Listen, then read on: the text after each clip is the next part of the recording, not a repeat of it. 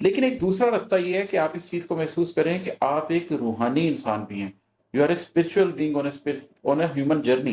अल्लाह ताला ने कुरान में टाइम को हमेशा ऐसे ही बयान किया है कि जैसे जमाना एक चीज है, उसी तरीके से वक्त भी एक चीज है। ये कोई एब्सोल्यूट अभी वक्त है, अभी सांसें चल रही हैं।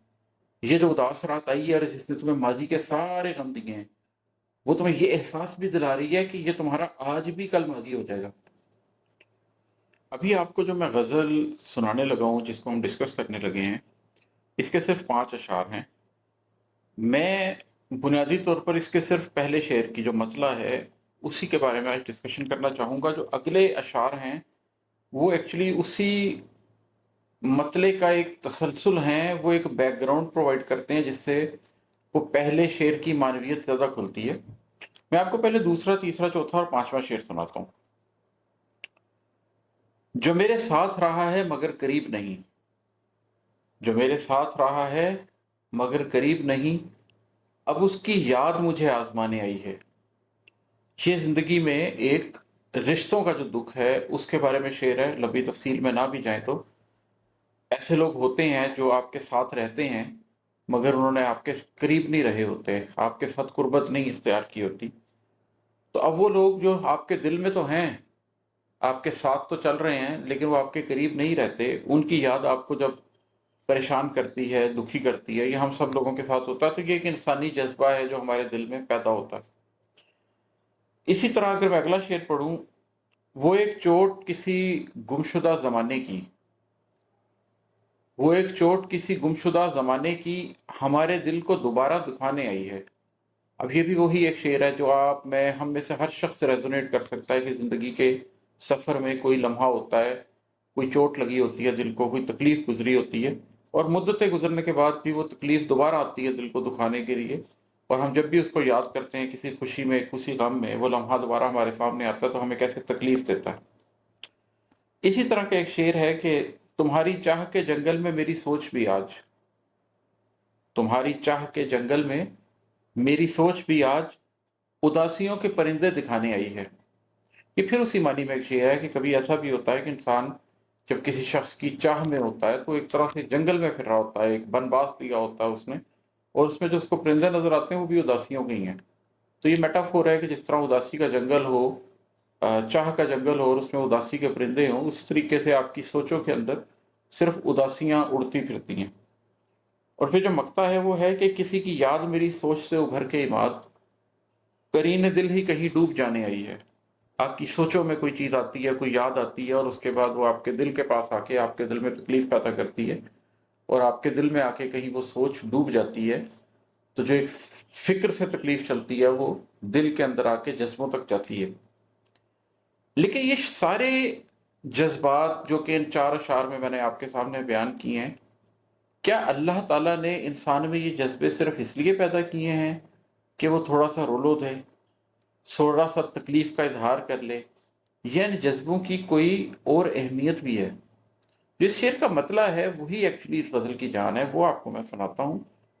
वो है कि उदास रात मुझे कुछ बताने आई है, उदास रात मुझे कुछ बताने आई है, मेरे वजूद को फिर से जगाने आई है।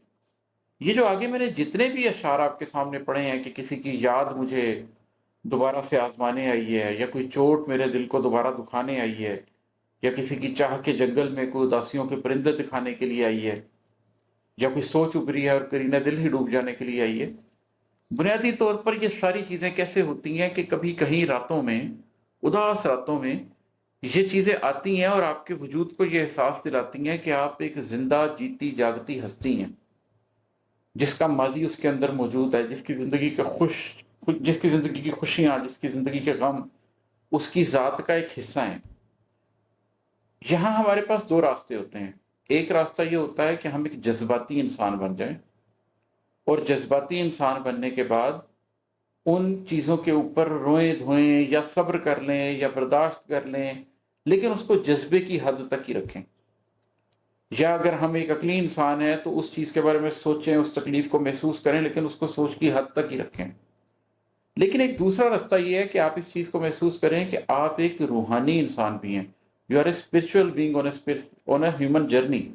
آپ کوئی ہیومن بینگ اور اسپرچول جرنی نہیں ہے، بلکہ آپ ایک اسپرچول اینٹی رکھتے ہیں جو ایک تھوڑی دیر کے لیے ایک ہیومن جرنی پہ آئی ہے، اور پھر اس چیز کا احساس کریں کہ یہ اتنے غم، اتنی تکلیفیں، اتنا درد اللہ نے جس انسان کے اندر پیدا کیا ہے، تو یہ تو ایک تحریک دینے کے لیے ہے کہ آپ کو یہ احساس ہو کہ آپ زمان و مکان کے کھیل میں ہیں، ریت جیسے بند مٹھی سے گرتی ہے اسی طرح وقت گزر رہا ہے، رشتے گزر رہے ہیں، تعلق گزر رہے ہیں، ماضی گزر رہا ہے، اور اب آپ اس کے اوپر ہاتھ نہیں ڈال سکتے۔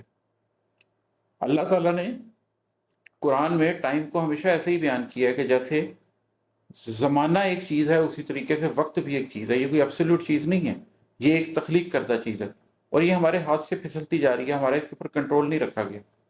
اگر آپ اس تناظر میں اپنی زندگی کے غموں کو دیکھیں، اپنی زندگی کی تکلیفوں کو دیکھیں، تو پھر کیا ہوتا ہے کہ اداس رات مجھے کچھ بتانے آئی ہے، میرے وجود کو پھر سے جگانے آئی ہے کہ ابھی وقت ہے، ابھی سانسیں چل رہی ہیں۔ یہ جو اداس رات آئی ہے اور جس نے تمہیں ماضی کے سارے غم دیے ہیں، وہ تمہیں یہ احساس بھی دلا رہی ہے کہ یہ تمہارا آج بھی کل ماضی ہو جائے گا۔ یہ گھڑی محشر کی ہے، تو عرصہ محشر میں ہے، پیش کر غافل عمل کوئی اگر دفتر میں ہے۔ یہ جو لمحہ ہے، اس لمحے سے کچھ میں حاصل کر سکتا ہوں یا نہیں؟ جن لوگوں کو ان لمحوں کی معنویت کا احساس ہو جائے، اداس راتوں میں ملنے والے اس مومنٹ کی معنویت کا احساس ہو جائے، وہ پھر اپنا وجود جاگتے ہوئے محسوس کرتے ہیں۔ وہ پھر یہ محسوس کرتے ہیں کہ ان کے اندر جذبے، سوچیں، روحانیت وہ سب جاگ اٹھے ہیں، اور جیسے ان کے جسم کے اندر یہ تمام حقیقتیں موجود ہیں، اور پھر ان کا قلب اس ازلی حقیقت کے آگے جھکنا شروع کرتا ہے جو اللہ تعالیٰ ہے، جو ابد سے ہے، جو ازل سے ہے، اور جس نے ابد تک رہنا ہے۔ تو یہ جو ایک بنیادی طور پر شعر ہے کہ اداس راتوں کو آپ اس لیے استعمال کریں کہ وہ آپ کے وجود کو تحریک دیں کہ جو لمحہ آپ کے پاس رہ گیا ہے، آپ نے اس سے کچھ حاصل کرنا ہے۔ اداس رات مجھے کچھ بتانے آئی ہے، میرے وجود کو پھر سے جگانے آئی ہے۔